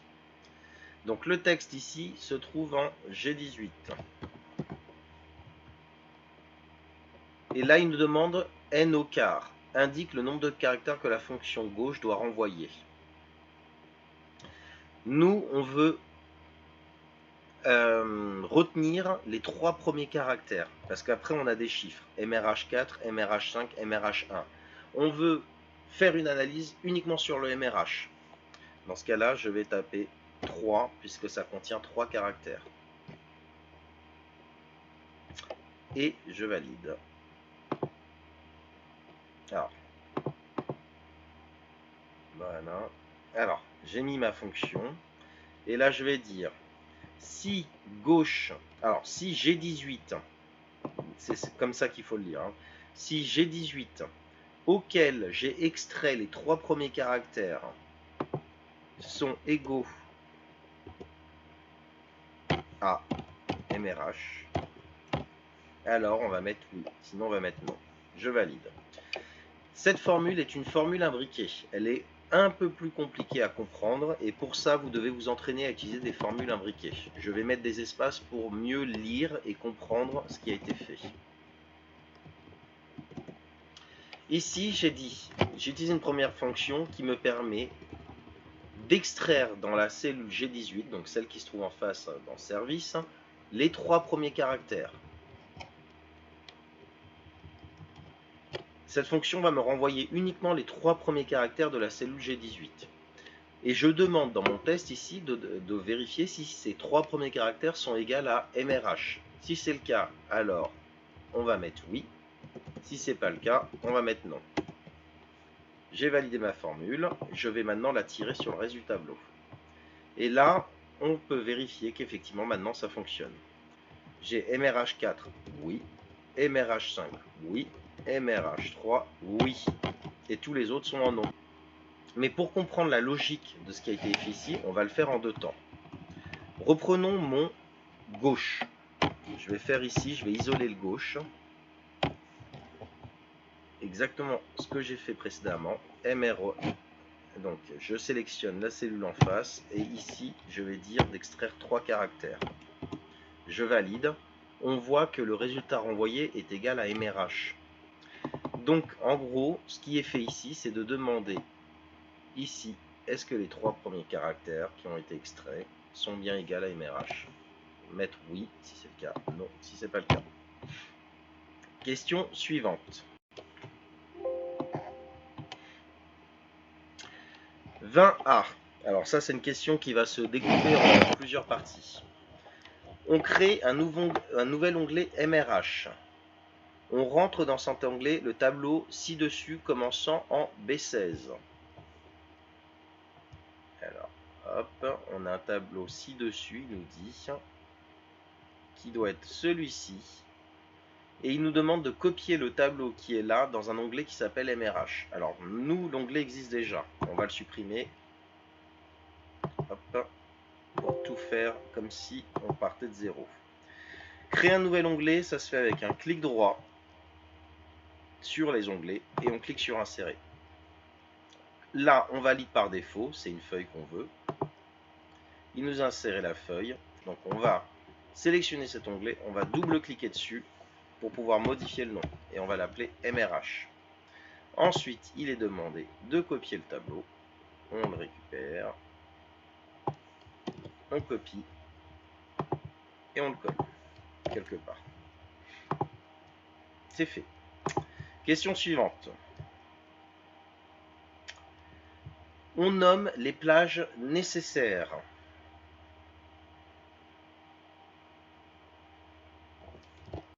Je pense qu'il est attendu qu'on teste, que vous mettiez en application votre capacité à nommer des plages. Donc, comme il n'y a pas d'autres indications, par déduction et par élimination, je suppose que l'énoncé veut qu'on nomme le tableau qu'on vient de copier, qu'on donne un nom au tableau qu'on vient de copier. Et donner un nom, c'est ce qu'on appelle le nommage des cellules. On va voir comment faire. Je prends le tableau ici, je le sélectionne. Je vais ici dans la petite cellule où il est indiqué C10, je vais taper MRH et je vais valider par entrée. Ce tableau s'appelle dorénavant MRH. Si je sélectionne tout, on verra son nom qui s'affiche ici. Donc théoriquement, si j'ai bien compris la question, je l'ai bien appliqué. Ensuite, 20C, on rapatrie dans l'onglet principal le libellé du service pour chaque ligne d'un budget MRH dans la colonne démarrant en I18. Alors, on va découper l'énoncé pour bien la comprendre. L'onglet principal, on entend l'onglet histocampagne. On veut rapatrier le libellé du service. C'est-à-dire que nous avons ici un tableau de référence avec pour chaque numéro de MRH un libellé. Ce qu'on voudrait dans histocampagne, c'est qu'en fonction ici du numéro de MRH, on va afficher, je pense ici, le libellé correspondant. Alors attendez, je vais revérifier l'énoncé pour être sûr de ce que je dis. Dans la colonne démarrant en I18. I18, c'est bien ça. Donc ce qu'on veut, c'est afficher le libellé. Le libellé qui correspond au numéro de MRH. Donc pour rapatrier une donnée qui se trouve dans un autre tableau en fonction d'une clé commune, c'est à la fonction de recherche. Recherche V en l'occurrence. Et là, dans l'assistant de formule, on va aller chercher recherche et référence. On clique dessus et on va aller chercher notre recherche V. Je valide. Quelle est la valeur cherchée dans le tableau de référence? Donc là, ça c'est le tableau dans lequel on est présentement. Ce n'est pas le tableau de référence, c'est le tableau de résultat. Le tableau de référence, c'est celui qu'on a créé précédemment dans un onglet spécifique. Donc là, ce qu'il veut, c'est la valeur cherchée qui se trouve sur le tableau de résultat. Je clique ici, puisque c'est ça la valeur que je vais aller chercher dans mon tableau de référence. Ensuite, il me demande la table matrice. La table matrice, là, il fait référence au tableau de référence, justement. Quel est le tableau qui contient les éléments que je souhaite rapatrier? Ce tableau qui contient les éléments que je souhaite rapatrier se trouve ici, dans MRH. Je vais sélectionner l'ensemble du tableau. Je pourrais sélectionner ici les premières colonnes, ça n'a pas d'incidence. Voilà, et d'ailleurs, on voit ici qu'au lieu d'insérer des coordonnées, c'est le nom du tableau qui a été inséré. MRH, celui que j'ai nommé tout à l'heure. Ensuite, dans le champ suivant, il me demande d'indiquer le numéro de la colonne qui contient les données que je souhaite rapatrier. Quelles sont les données que je souhaite rapatrier? C'est celle-ci, c'est le libellé. Dans mon tableau, qui est là, la colonne numéro 1, c'est celle-ci. La colonne numéro 2, c'est celle-ci. Donc je vais lui indiquer dans ce tableau que je souhaite récupérer les éléments se trouvant dans la colonne numéro 2. Dernier point, quel est le mode de fonctionnement de recherche V? Est-ce qu'il doit être en mode recherche exacte ou en mode recherche approximative? Les recherches approximatives, on en avait parlé, elles servent à faire des recherches dans des intervalles. Nous, c'est pas ce qu'on veut une recherche précise. Donc on va mettre valeur proche, non, ou faux plutôt. Parce que ce qu'on veut, c'est une recherche exacte et pas une valeur proche. Je valide. Ici, j'ai récupéré un libellé qui dit cambriolage et vandalisme. Allons pour MRH4. Je vais vérifier si c'est correct. MRH4, cambriolage et vandalisme. Je vais tirer ma formule sur le reste du tableau. Et j'ai bien récupéré mes différents libellés. MRH1, incendie. Est-ce que c'est bien ça? C'est bien ça. MRH5, briques glace, etc. On est correct. Passons à la question suivante. Nommez ville reg l'entière plage de l'onglet ville. Alors on va aller dans l'onglet ville. On va tout prendre. Je sélectionne tout. Et là on va donner un nom. Donc on va appeler ville underscore reg. Voilà, ça a été nommé. J'ai répondu à la question. Ensuite, 21b, rapatrier le nom de la région dans la colonne commençant en Q18. Donc là, c'est le même exercice que précédemment. On va essayer de récupérer en fonction des villes la région correspondante par rapport au seul élément que j'aurai commun. Alors on va voir, dans ville, j'ai ici ville, j'ai la région, et ici j'ai un numéro de ville. Dans Histocampagne, je n'ai pas région et je n'ai pas ville. En revanche, j'ai l'identification de la ville ici, un numéro de ville. Donc on va faire exactement la même chose que précédemment. Recherche V.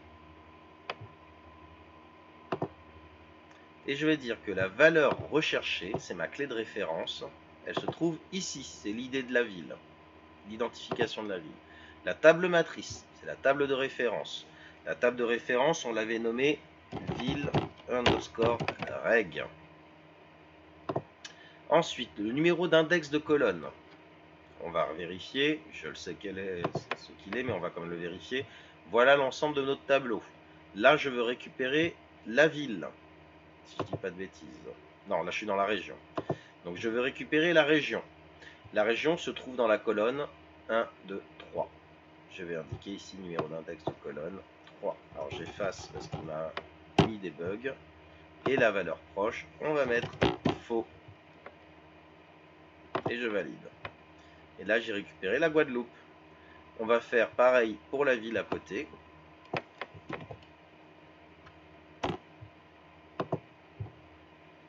Je colle la formule parce qu'elle est identique, sauf qu'il y a un petit point qui va changer. C'est la position, comme je veux récupérer la ville, c'est le numéro de colonne que je veux récupérer. Donc là, tout à l'heure, on avait récupéré la colonne 3, maintenant on va récupérer la colonne 2 pour avoir le nom de la ville. Toc, je change ici, dans ma formule, le numéro 3 par la colonne numéro 2. Et là, j'ai récupéré la ville. Je peux prendre mes deux formules et les tirer. Et j'ai récupéré l'ensemble de mes villes et de mes régions en fonction du code ville. Alors, on a répondu à la question 21, on a récupéré le nom de la région, on a répondu aussi dans la foulée à la question 22, rapatrier le nom de la ville. On va passer à la question suivante, qui sont les graphiques. Alors, les graphiques, question 23, complétez le tableau en I2 par le total réel pour chaque direction et le total des directions vérifier que ce total global est similaire au contenu de la cellule V13. Alors là, c'est une très longue énoncé. Complétez le tableau en I2 par le total réel. On va aller voir ce qu'il y a en I2. I2, nous sommes ici. Ok, une cellule vide. Complétez le tableau en I2 par le total réel pour chaque direction. On a ici une colonne total réel. On a ici différentes directions. Ce qui est demandé, c'est de faire le total des budgets réels pour chaque direction. Le réel, il était ici, pour rappel, et les directions, on les avait ici. Donc là, ce qui est attendu, c'est de faire quelque chose de tout à fait similaire à ce qui avait été fait ici, dans ce tableau de statistiques. On veut faire une addition des budgets réels, ces sommes. Et on a une condition, il faut filtrer sur une des directions. Donc, si vous vous rappelez bien, ces sommes-ci. Il y aurait plusieurs manières de faire. On pourrait faire comme on a fait jusqu'ici, en saisissant en dur le texte dans la formule. On recherche, on veut faire la somme pour la mention yard. Seulement là, il y a quand même 4 fois à faire cette fonction. Il faut l'utiliser 4 fois cette fonction. Ça va nous obliger à la ressaisir 4 fois. Il y a une manière d'éviter d'avoir à la ressaisir tout le temps, c'est de la saisir une fois, d'utiliser une référence, une cellule de référence, et de tirer ensuite la formule pour qu'elle s'adapte automatiquement aux différentes cellules de référence. Les cellules de référence pour notre critère, elles sont ici. C'est ce qu'il va falloir filtrer pour faire le compte. Donc là, cette fois-ci, je vais taper la formule à la main. Somme.si, j'ouvre la parenthèse. Il me demande, la petite légende me demande quelle est la plage qui contient les critères. La plage qui contient les critères, c'est la direction qui se trouve ici. Je sélectionne l'ensemble de la plage, point virgule. Il me demande maintenant quel est le critère qu'il doit retenir pour faire les sommes de yard. Donc tout à l'heure, je l'avais saisi en toutes lettres. Mais si je fais ça, je vais devoir me retaper la formule à la main à chaque fois. Si je veux gagner un peu de temps, au lieu de mettre yard, je vais sélectionner la cellule qui se trouve ici, I4. Point virgule. Je fais maintenant la somme des plages qui se trouvent en face des directions. Elle se trouve ici. Je sélectionne l'ensemble de la plage. Et Excel va filtrer pour moi les budgets qui correspondent à yard, qui doivent être additionnés. Et maintenant, pour les cellules qui suivent, c'est l'avantage d'avoir utilisé une cellule de référence, ici en I4, qu'on voit dans le cadre rouge, c'est que si je tire ma formule vers le bas, celle-ci va automatiquement s'adapter et ma cellule de référence va se déplacer avec ma formule. Comme vous le voyez ici, le cadre rouge s'est déplacé. Ce qui fait que je n'ai pas à ressaisir à chaque fois mon critère de sélection. Il a été automatiquement sélectionné. Vie, santé, prévoyance. Et j'ai maintenant mes sommes qui ont été faites pour chaque direction. Alors, maintenant que ça a été fait, il est demandé d'insérer en I8 un graphique en camembert 3D sur la base d'un tableau précédent indiquant direction et pourcentage. Alors, les graphiques, c'est plutôt simple à utiliser. Il faut juste s'entraîner un petit peu. On retourne dans Histocampagne. On commence par sélectionner les éléments qui vont constituer notre graphique. Alors, pour les tableaux, pour les graphiques, pardon, on va dans le ruban Insertion. Et là, on va aller chercher le camembert qui nous plaît. Alors, si on clique directement sur le camembert ici, on ne va pas répondre à l'annoncer parce qu'il demandait un graphique 3D. Pour le graphique 3D, on va cliquer sur la petite flèche qui se trouve juste à côté. Et là, on va trouver notre secteur 3D. On valide. Mon graphique est fait. Alors, il n'est pas encore tout à fait terminé, puisqu'on nous demandait dans l'énoncé qu'il fallait indiquer la direction, le nom de la direction et le pourcentage sur le graphique. Première chose à faire, c'est de vérifier si je possède là-haut un modèle qui permet de répondre à la question. Alors, on va les essayer. Là, j'ai le pourcentage.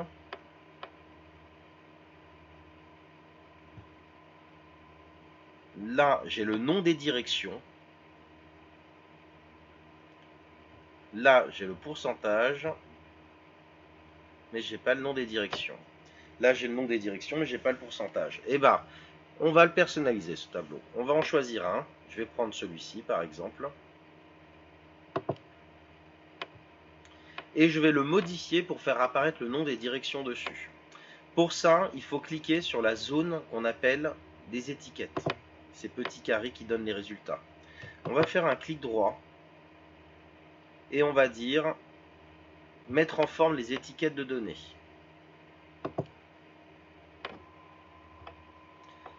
J'ai un ruban qui apparaît ici sur la droite. Et on voit que dans options d'étiquette, j'ai pourcentage qui est coché. Afficher les lignes d'étiquette. Mais il me manque encore le nom de la direction. Et bah, peut-être que le nom de la direction correspond à une de ces deux options. Nom de la série ou nom de la catégorie. Il suffit de cliquer dessus pour vérifier. Nom de série, là j'ai total réel qui apparaît, c'est pas ça. Je décoche, je clique sur nom de la catégorie. Là, j'ai effectivement le nom de la direction qui est apparu au-dessus du pourcentage. J'ai répondu à la question. Petite astuce supplémentaire, si on n'arrive pas à lire les noms des directions parce qu'ils se chevauchent, il y a encore une autre option qu'on peut faire. C'est ici dans ce ruban à droite. Position de l'étiquette. Il est indiqué ici centre. On peut choisir par exemple bord extérieur. Et là, ça devient beaucoup plus lisible.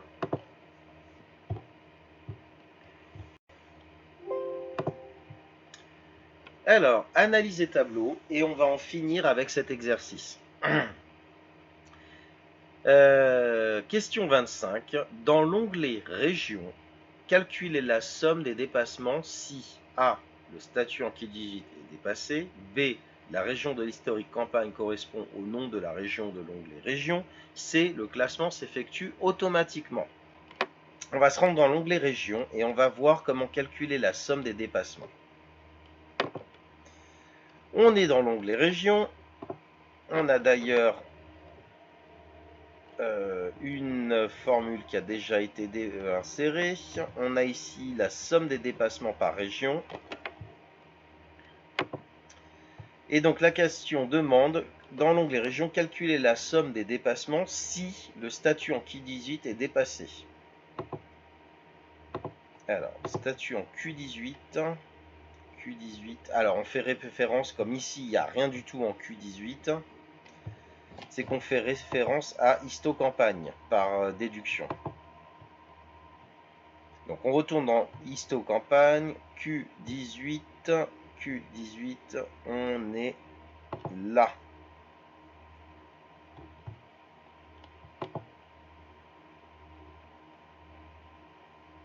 Si le Skype en Q18 était passé.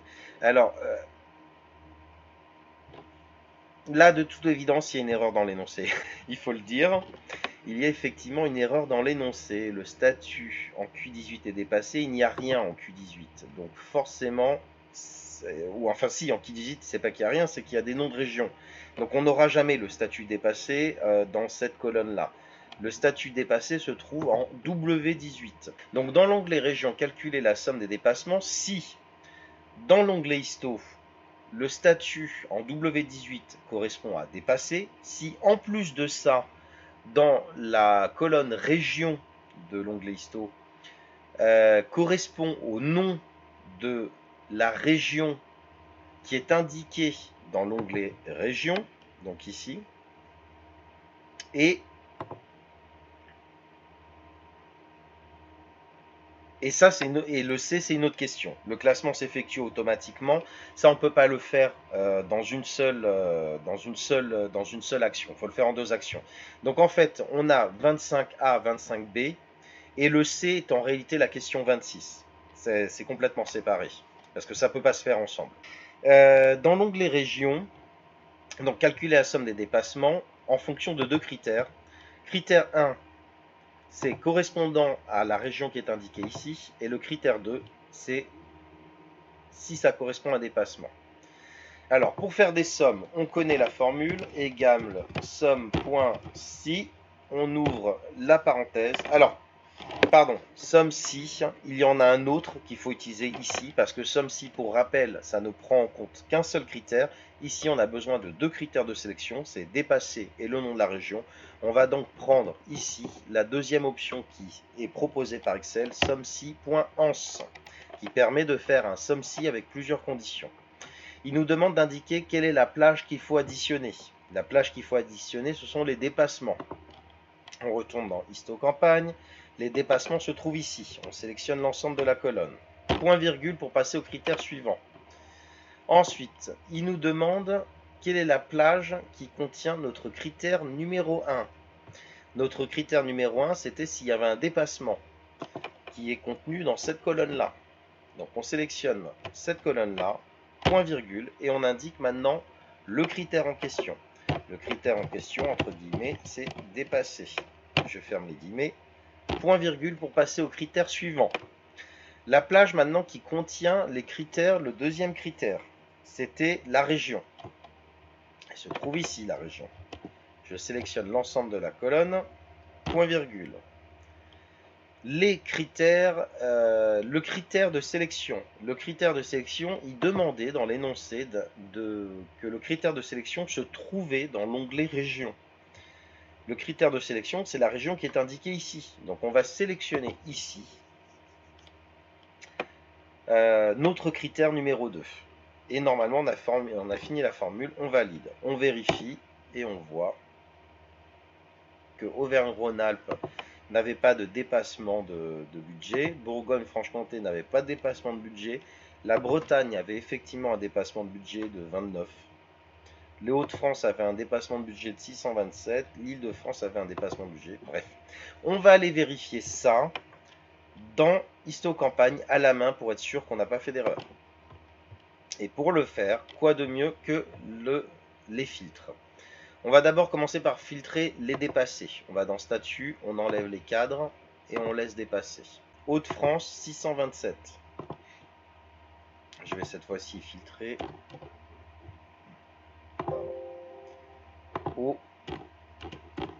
Hauts-de-France. Je valide. Là, j'ai deux dépassements dont le total correspond à 627. Je le vois ici, le total. Région 627. On a la confirmation que notre formule fonctionne parfaitement. Donc ensuite, en C, le classement s'effectue automatiquement. Eh bien, il s'avère que la formule était déjà là. Donc en fait, la question C n'était pas une question, c'était une affirmation. C'était une affirmation, c'était pour vous informer que le classement allait s'effectuer automatiquement. Donc voilà, la formule était déjà rentrée. Alors juste pour votre information, c'est la formule rang qui permet de faire des classements. Celle-là aussi, vous devez la connaître parce que vous allez probablement avoir besoin de vous en servir. Alors il y a équation rang et rang qui font la même chose. Rang, c'est une ancienne version de cette fonction, mais qui marche très bien également. On sélectionne d'abord le nombre qu'il faut classer, et ensuite l'ensemble du tableau pour savoir où ça se classe dans l'ordre, dans le tableau. Donc ce que fait rang, c'est qu'en fait on lui indique un nombre, et ensuite en deuxième paramètre, on va lui indiquer un ensemble de valeurs. Et rang va nous renvoyer une position en nous disant par rapport à cet ensemble de valeurs, c'est en 7e position. Par exemple ici 885 est en première position, c'est la valeur la plus élevée. Ensuite 687, c'est la deuxième valeur la plus élevée. Voilà comment fonctionne rang. Ensuite, allons voir les dernières énoncés. Nommer dans l'onglet région, région classement, la colonne de classement. Donc là, en fait, on retourne dans région classement qui se trouve ici. L'énoncé veulent qu'on nomme cette colonne-là classement. C'est fait.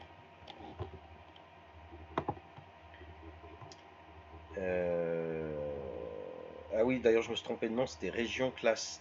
Bon, je vais le surligner, ça va être plus simple comme ça, je ne ferai pas d'erreur d'orthographe. Hop, et on va refaire la même manip. Je prends cette colonne, tac, et je vais la nommer région classement. Voilà. Ensuite, retournez dans l'onglet Histo campagne et calculez la ligne de la région avec le plus fort dépassement. Pour calculer, pour connaître dans un ensemble de données quelle est la valeur la plus élevée, il y a une fonction de base que vous devez connaître, c'est la fonction max. Donc je retourne ici. Alors c'est où qu'il faut le mettre? 26B, retournez dans l'onglet et calculer la ligne. Alors je vais enlever mes filtres également parce qu'ils vont me gêner.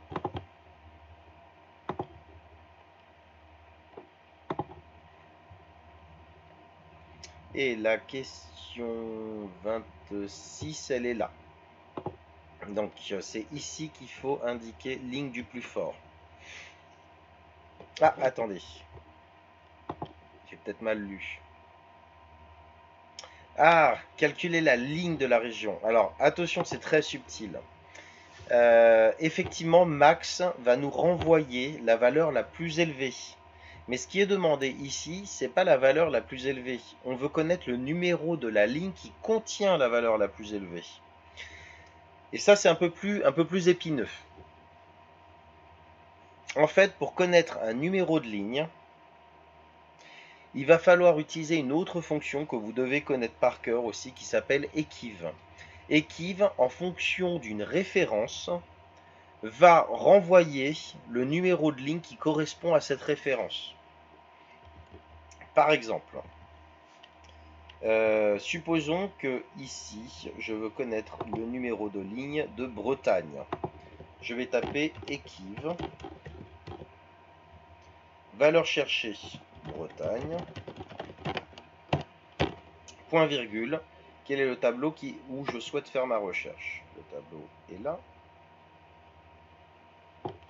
Je valide. Et équive m'a renvoyé le numéro 1.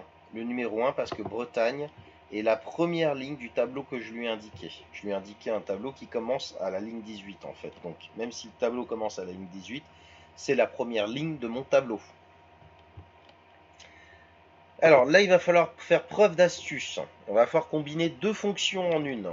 D'abord, il va nous falloir connaître la valeur maximum. On va d'abord taper max et on va aller chercher le dépassement. Ici, on va lui indiquer toute la plage. Et Excel va nous dire que la valeur la plus élevée, c'est 570 €. Maintenant, on va demander à Équive de nous retourner le numéro de ligne qui correspond à cette valeur-là. Donc Équive, valeur cherchée, elle se trouve ici, 570, point virgule. Quel est le tableau de recherche? On lui indique qu'il faut qu'il cherche là-dedans. Je valide. Et il nous a retourné la ligne 35. Donc c'est la 35e ligne de mon tableau, 570. Alors, pour faire tout ça en une fois, puisque là-dedans il faut taper qu'une seule formule, on va imbriquer ces deux formules l'une dans l'autre. Ici, j'ai indiqué que la valeur la plus élevée se trouvait dans 570, dans la cellule du dessus, en Q2. Et dans Q2, j'ai fait une autre formule pour connaître le maximum. Et bah, je vais tout simplement remplacer Q2 par la formule que j'ai saisie ici.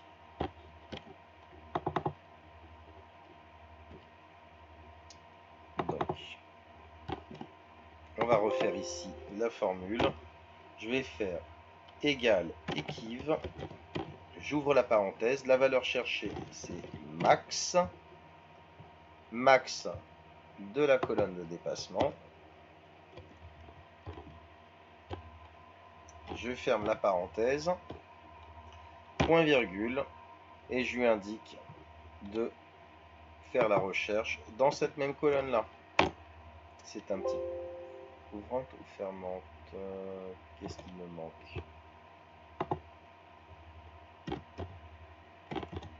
Voilà. Et donc là, cette fois-ci, il me retourne la valeur 5. Alors, j'ai une petite incohérence. Je le vois ici, 570. Ah, c'est parce que Équive, j'ai oublié de mettre le paramètre 0 derrière. 0 ou faux. Rappelez-vous, il y a ces histoires de correspondance exacte, correspondance approximative. Et là, je lui ai demandé de fonctionner en mode intervalle. Donc n'oubliez jamais soit le faux, soit le zéro à la fin, qui permettent de dire qu'on fonctionne en mode valeur exacte. Donc voilà, ça c'était la bonne réponse.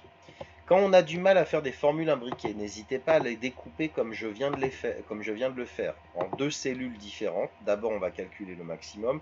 Une fois qu'on a le maximum, on va aller le chercher. Et si vous avez encore du mal ensuite à saisir votre formule de manière imbriquée, et ben vous récupérez les éléments. Par exemple, le contenu de Q2, je vais le récupérer. Attention, sans le égal, hein, surtout sans le égal. Je le copie, je retourne dans ma formule en dessous, et le Q2 qui est ici, je le remplace par la formule qui était à l'intérieur, tout simplement. Voilà comment faire des formules imbriquées plus simplement. Ensuite, question 27, et on a fini, presque fini. Nommer la plage de la colonne nom de la région, de l'onglet région, région numéro 1. Alors, il faut aller dans l'onglet région, nom de la région, elle est là. On va prendre la plage et on va mettre région underscore NO1, c'est ça? J'ai un trou de mémoire. Région NO1, c'est ça. Donc, la dernière question est la suivante.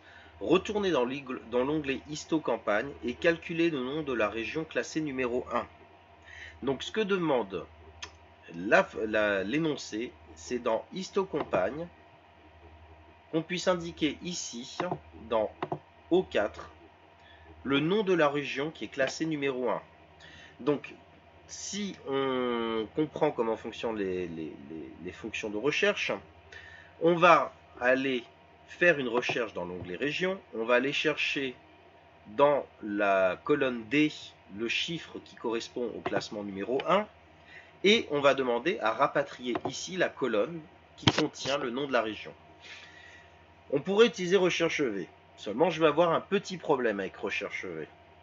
Le problème est le suivant, c'est que recherche V a des limites. La première limite, c'est qu'il ne sait faire des recherches de clés de référence uniquement dans la première colonne du tableau, celle qui se trouve le plus à gauche. Or, mon classement, ce qui va me permettre de retrouver la région numéro 1, c'est ça la clé de référence. Et elle se trouve tout à droite. Donc là, déjà, il n'arrivera pas à faire la recherche. Le deuxième problème de recherche V, c'est qu'en fait, une fois qu'il a trouvé une clé de référence, il ne peut renvoyer, rapatrier que des éléments qui se trouvent à droite de cette clé de référence. Il ne peut pas renvoyer des éléments qui se trouvent avant la clé de référence, c'est-à-dire à gauche. Donc pour contrecarrer, pour pouvoir pallier à ce problème, à ces limites de recherche V, il existe une fonction, deux fonctions, une combinaison qui est beaucoup plus puissante et qui permet de répondre à tous les besoins. Cette combinaison de fonctions s'appelle index equiv. D'abord, index. Index permet de renvoyer la cellule d'un tableau qu'on va lui indiquer en fonction de coordonnées qu'on va lui indiquer. J'explique. D'abord, il nous demande la matrice de référence. La matrice de référence, je pourrais sélectionner toute cette matrice-là. Mais en réalité, ce qui m'intéresse ici, c'est uniquement le nom de la région. C'est le nom de la région que je veux rapatrier. Index ne fait pas de recherche. Index, lui, il fait que récupérer un élément dans un tableau qu'on lui a indiqué. On va lui indiquer ce tableau-là, qui commence à la ligne 2 et qui finit à la ligne 14, dans la colonne B. C'est ici que sont contenus les éléments qu'on souhaite rapatrier. Ensuite, il va me demander, on le voit dans la légende, paramètre numéro 2, indiquez-moi la ligne que je dois récupérer. Paramètre 3, indiquez-moi la colonne que je dois récupérer. La colonne qu'il doit récupérer, on la connaît déjà. Je vais mettre des espaces, on va sauter volontairement le paramètre numéro 2. La colonne que je veux récupérer, je la connais déjà, c'est la colonne que je viens de sélectionner. Il n'y en a d'ailleurs qu'une seule colonne, je vais mettre 1. Mais si j'avais sélectionné plus, si j'avais sélectionné l'ensemble du tableau, j'aurais pu indiquer, ça aurait également été la colonne 1. Quoi qu'il arrive, ça aurait été la colonne 1. Ensuite, mon critère de numéro 2, le numéro de ligne. Ce numéro de ligne, pour le moment, je ne le connais pas. Enfin, du moins, je le connais en visualisant manuellement. Là, je regarde avec mes yeux, je vois que le classement numéro 1, c'est ici, c'est Île-de-France. Le numéro de ligne, je le connais. Mais si on veut rendre ce tableau dynamique et faire en sorte qu'il puisse, en cas de changement de classement, automatiquement sélectionner la bonne région, et ben c'est là où il va falloir utiliser une autre fonction qui s'appelle Equive. Equive, je vais la saisir dans le paramètre numéro 2, une fonction qui va aller me chercher automatiquement le numéro de ligne. Equive, comment il fonctionne? Il veut d'abord que je lui indique une valeur cherchée. Ça fonctionne comme recherche V. La valeur cherchée, c'est 1. 1 correspond au rang, en fait, au rang de la région. Il me demande ensuite quel est le tableau où il doit effectuer sa recherche. Le tableau est ici, c'est le classement. Dans le classement, dans la colonne qui contient le classement, je lui demande d'aller chercher le chiffre numéro 1. Je mets un point virgule. Il me demande quel mode de recherche je veux faire. Est-ce que c'est une correspondance exacte, inférieure à ou supérieure à? C'est pas inférieur à quelque chose ou supérieur à quelque chose, c'est une correspondance exacte que je veux. Donc je choisis cette option-là, 0. Merde, excusez-moi. Je vais le saisir à la main. 0, et je ferme la parenthèse pour refermer cette formule-là qui est censée me renvoyer le bon numéro de ligne. Je valide l'ensemble de ma formule et j'ai effectivement Île-de-France qui est apparue. Ces dernières questions étaient beaucoup plus épineuses que les précédentes. Elles demandent plus d'entraînement. Elles ont une logique qui est un peu plus complexe. C'est pour ça que index équivalent, dans un premier temps, on va essayer de beaucoup s'entraîner avec pour en comprendre la logique et on retiendra par cœur le mode de fonctionnement d'index équiv.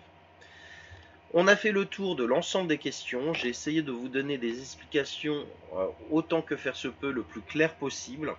Ce n'est pas toujours évident de trouver les bons mots pour bien faire comprendre.